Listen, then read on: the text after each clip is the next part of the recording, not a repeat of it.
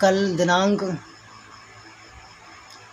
21 अगस्त 2024 को जो भारत बंद का ऐलान किया गया है, काफ़ी सामाजिक संगठन और बहुजन समाज पार्टी के द्वारा। क्या आप जानते हो कि इसका मुख्य कारण आखिर क्या है? क्यों ये आंदोलन करने की ज़रूरत की पड़ी है? क्यों भारत बंद की ज़रूरत पड़ी है?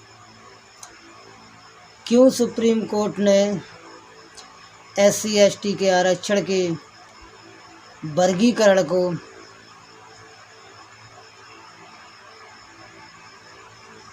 बनाने के लिए वर्गीकरण करने के लिए जो सुप्रीम कोर्ट ने आदेश दिया है, आखिर उसका कारण क्या है? कभी ये सोचा है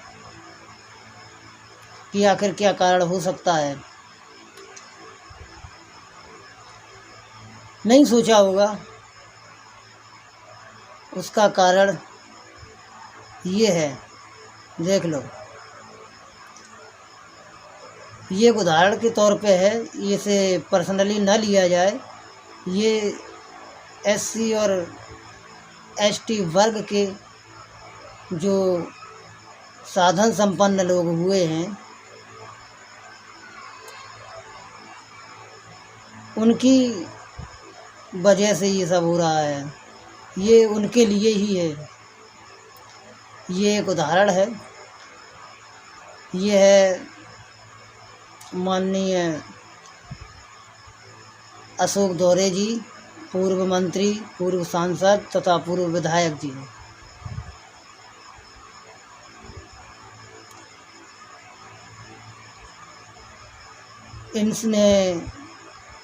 इनसे ये कमेंट लास्ट में किया गया है, बाकी तो ठीक है। इनसे कमेंट किया गया है, इनसे पूछा गया है कि आप लोग ये बताइएगा कि ये पूर्व सांसद जी, पूर्व विधायक जी, पूर्व मंत्री जी रहे हैं, तो इन्होंने SC/ST वर्ग के लोगों के लिए क्या किया? कौन सी सहायता दी है?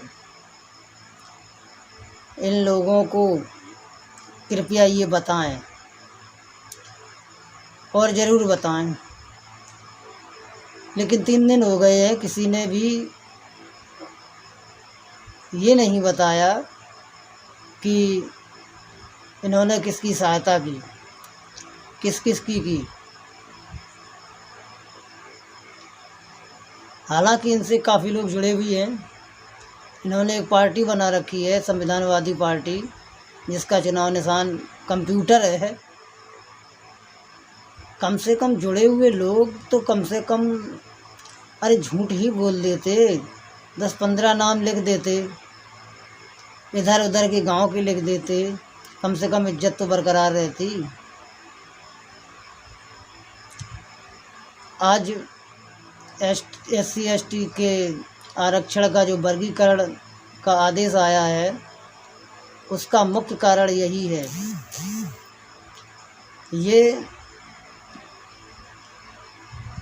एक व्यक्ति के ऊपर नहीं है, ये सबके ऊपर है। और मैं कह रहा हूँ कि सबसे ही यही पूछा जाए। इसमें 99.99% लोग ऐसे ही होंगे।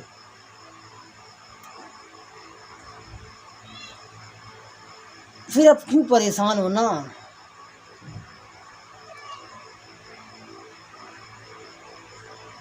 आज भी समझ जाओ कि भाई साहब, सभी लोगों ने एक इतनी छोटी सोच को अपने अंदर रखा है। कुछ बातें ऐसी हैं जिन्हें अच्छी तरह से समझा नहीं है और सीधा सीधा मान लिया है।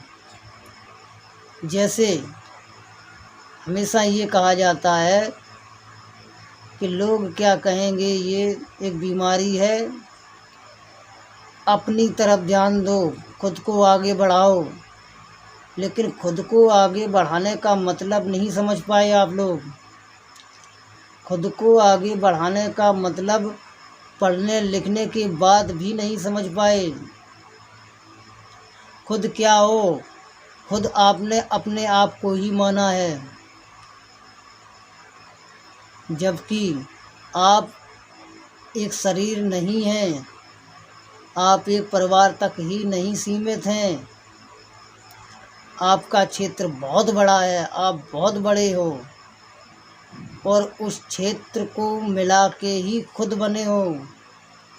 इसलिए उस खुद को आगे बढ़ाओ, ये सोचना चाहिए। हम तो बहुत पहले से कह रहे हैं, कम से कम 10 से 15 साल हो गई कि भाई साहब समझ जाओ, सबको साथ लेकर चलो, वरना आने वाला समय खतरनाक है। लेकिन समझने वाला कोई नहीं था। आज भी मौका है, आज भी मौका है, समझ जाओ,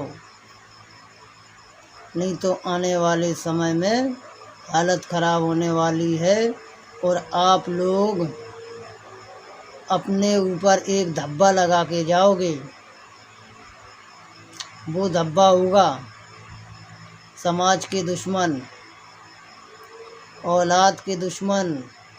लेकिन हाँ, आप लोग तो पढ़े लिखे हो, शिक्षित हो, अंधविश्वासी नहीं हो। सबसे बड़ी बात तो ये है, आप लोग समझ चुके हो कि मरने के बाद कुछ नहीं रहता।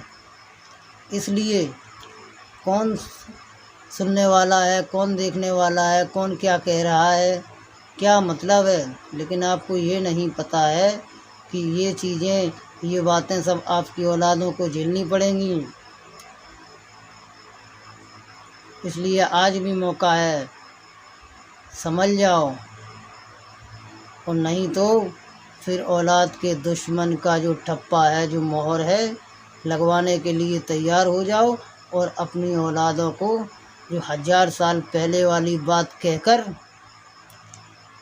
आप लोग सभी को जागरूक करने की जो बात करते हो कि आज कि लोगों को बताओ कि 1000 साल पहले हमारे साथ क्या हुआ था, वही 1000 साल पहले वाली बात आने वाले ज़्यादा से ज़्यादा 30 से 40 साल में होने वाला है। ये बात याद रखना। और नहीं संभलते हो तो ना संभलो, ठीक है, कोई बात नहीं। ये सब आपके ऊपर है। आप पढ़े लिखे हो, आप समझदार हो। सबसे बड़ी बात तो है शिक्षक। शिक्षक ये कहते हैं कि हम तो शिक्षक ऐसे हैं एक रोड के समान, जिस पर चलकर दुनिया आगे निकल जाती है और हम वहीं रह जाते हैं। लेकिन एक बात ये भी है कि ये कहा जाता है कि भविष्य का निर्माण भी शिक्षक ही करता है।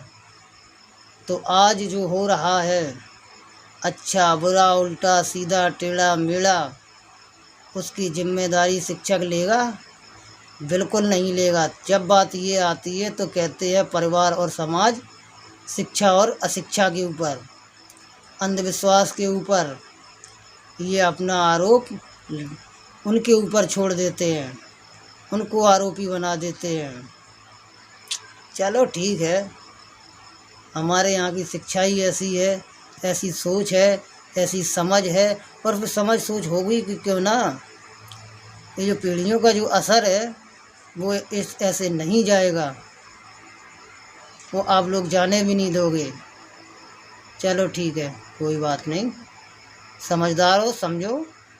अगर समझना है तो ठीक है, नहीं तो कोई बात नहीं। माल को भरो और भर के मर जाओ, बस।